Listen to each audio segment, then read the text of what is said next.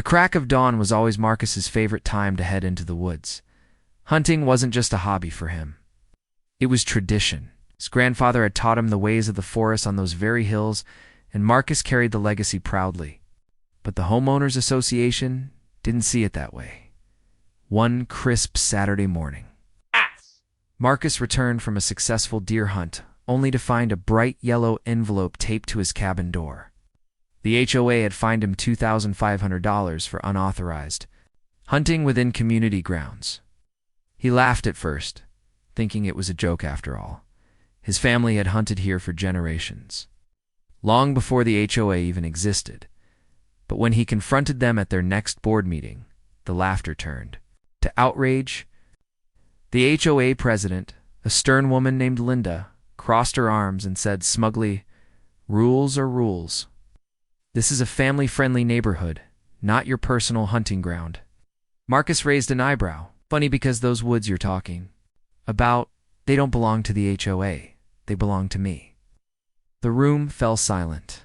What Linda and her board didn't realize was that Marcus had inherited not just his grandfather's cabin, but also large portions of the surrounding land.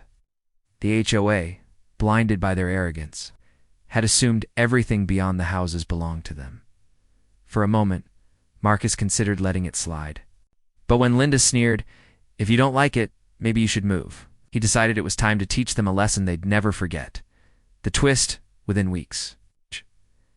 Marcus contacted a real estate agent and finalized the purchase of an additional tract of land that contained the very hiking trails the HOA loved to advertise in their community brochures. It cost him a small fortune, but to Marcus, the satisfaction was priceless. The next month, bright red signs went up at every trailhead.